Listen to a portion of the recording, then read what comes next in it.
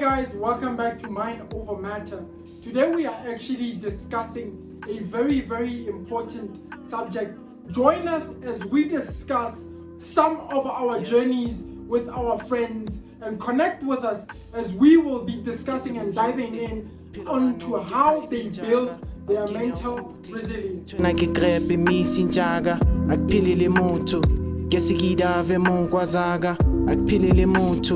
Kesikidave mungkwazaga jaga riketi boteka flaga philela mpahla kaputsa le shepi fito. Listener number one, let's hear what listener number one says. Okay, listener number one's name is Sarah. Sarah says, hi, I'm really glad to be part of this episode. I just wanted to share my experience with anxiety while I was in college. Last year, I was overwhelmed with exams and projects, and it really affected my mental health. I found it hard to focus and often felt like I was failing. She said that what helped me was opening up to my friends and a counselor. Talking about my feelings really eased the pressure. I learned that it is okay to ask for help and I'm not alone in this. Sarah hopes that others out there feel encouraged to share their struggles too. Now, I want us to talk about Sarah. Sarah. Yes. So she was feeling anxious about exams. As a college student, and you know how hard it is, hey, right? Hey. So like literally you're like, I don't wanna do this by myself, but you don't know how to ask for help. It's actually the problem that I was facing. Well, Sarah, talk me through it. The best way possible would be to actually, I think it's to actually face the monster, man. Face the monster for what it is, you know? It's a monster behind the closet and it's standing there, and the more you are afraid, the more it grows in your mind and the more it's gonna overpower you. So I think the best way, I don't know if you might have a different solution to this. I think the best way is standing up and going and facing that fear and going and pushing forward. Because you never know, if you might, I think there's this thing that says fear is just an illusion that has two perspectives. It's either you face everything and rise, or you face everything and run. Yeah. You know? So you having fear, I don't invalidate your fear. Yes, it's okay to have fear. But at the end it happens at what you do with that fear. You know? I don't know, what do you think? I mean, from my experience, you know, having to be a final year student and going through exams and other things in life, I think the best thing that was also helpful to me was talking about it, just like Sarah did. But instead, I talked to my family member, you know, and then they told me, yo, it's better to focus on things that you can control. Because after going through what is it that was causing me anxiety, they realized that I'm worried about the future. The stuff that you have no control over. You see, so the best solution that I got from that time and that I used in that period was to focus on the things that I could control. For example, I focused solely on my studies. If there was anything that I knew I had to do, whether I liked it or not, was to put my energy in my studies. Put your energy in your studies. That's how I was able to overcome and then that you path. can be able to overcome the path. So in other words, you were preparing yourself for such challenges. You were not just sitting down and waiting for them to come to you, but you stood up and challenged them. Yes. So I guess the saying then, it's better to be a warrior in a garden than a gardener in a war, is true.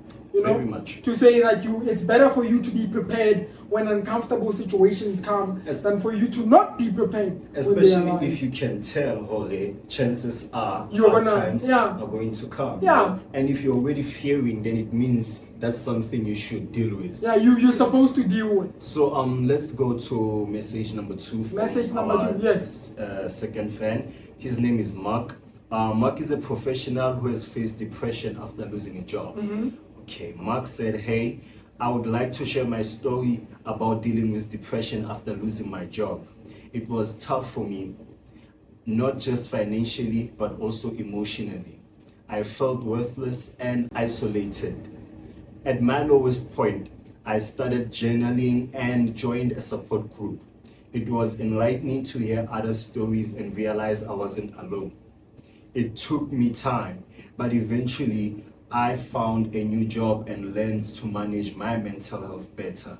I think sharing these experiences can really help others see there is a way through difficult times. You know, Mark, there's a lot of people out there who are like Mark. You know? Yeah. A lot of Marks out there. A lot of Marks out there, man. Looking from when COVID happened, a lot of people been like Mark. You know, I think it's good for Mark that he was able to write about it. Like to actually journal. Journal about like it, if you you know. write your problem down, half of it is solved. Like what Now- we now- mentioned yes, in the first you episode. know, in the first episode. Yes, so Mark is one example that if you can't talk about it to someone, then talk about it to yourself, write it down, and then once you've written it down, you can now deal with the problem. Like we've said in the first episode, To be aware of the realize problem. it, be accepted, and start dealing with it. But you then know? how do you think then people can reach that level of awareness without shunning back or moving back towards their depression? How do you think people should face that? Like people like Mark, who actually is trying to face his problems. How do you think other people should do it? I think I once heard a Shaolin monk say it is better to be a humble man with an ability to be extraordinary than to be extraordinary without being humble. You know, the more you shine, the more shadows you cast. I think in this life, it's better for us to prepare ourselves for hard times because yes, we are in love with the idea of utopia, you know, things are going to be okay and all of that. But seeing from how things are at the moment, you know, nothing really comes without you putting your energy into it, your effort into it. So I think you must vibrate on a certain level Of a frequency. to be able. Awareness, it's not as difficult as people think it is. You know, consciousness is not as difficult as people think it is. The mere fact that you are breathing and you can hear your heartbeat, it's consciousness. It's consciousness. The mere fact that you are staying outside with nature and you can hear the birds, the air moving through the trees, and you can see the water going up and down, being pushed by the earth. That is consciousness, you know. So people need to tap in to their inner strength. Like our slogan says, the path to inner strength. You know, you need to tap into something that is more internal, because everything that you're gonna look for outside and it was not initially within you, it's going to stay outside and it's not gonna give you internal strength. So I think just like Mark was able to overcome not having a job, you know, started writing about it, and he found a counselor and he kept going. He never stopped looking for a job. So he never accepted hard times for what they were. Actually, he kept going forward and keep pushing forward. And he found another job, man. I think Peterson makes it well. Jordan Peterson. Yeah, Jordan Peterson, yes. He makes a very well statement to say when you're struggling with depression or when you're struggling with phases like these, is that the best way possible to, like, it's like they say, Friedrich Nietzsche, they mentioned a quote to him by Friedrich Nietzsche to say, battle not with monsters, lest you yourself become a monster. For if you gaze into the abyss gazes back into you. And Jordan Peterson's reply was, bring it on. You know, bring that abyss and you face it. If you be like a buffalo. There's a difference between a cow and a buffalo, right? So when a storm comes, the cow would run away from a storm, and the storm would follow it, and the cow would never be able to face that storm, and it will always be in that storm. But when a buffalo sees a storm, the buffalo turns its direction and runs towards the storm, understanding that this storm is gonna pass. And as soon as that storm passes, it will be in greener pastures. It will experience peace on the other side. The nice thing about that is that if you face something, the only outcome is that it goes the opposite direction. Unlike if you run away from it. Run away from it. So Mark, man, stay courageous. Don't lose faith. Don't lose hope. There are people like that in this world. And if you might be experiencing such a challenge, please drop a comment down below and tell us what you think the solution is, and let us know more on what your opinion is on how you can help people like Mark and Sarah. Yes. Thank you guys for your input. Thank you very much to Mark and Sarah for calling in and sharing your stories.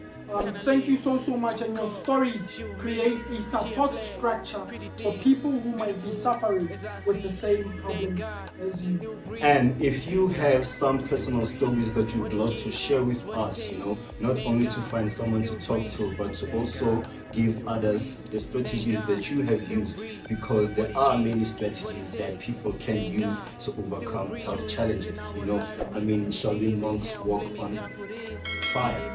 That is one strategy to build resilience. So if you have any stories that you would like to share with us, follow us on our social media platforms, and then tag us with your story, and we'd like to hear it here on air. Thank you. Cheers. Thank God for this, still I rise in this LOVs like we're in debt, which is hard to get. Ain't no way that I'm getting scared. Those who make me ready bury them. Time goes but it never grows. They only call when they see the fall.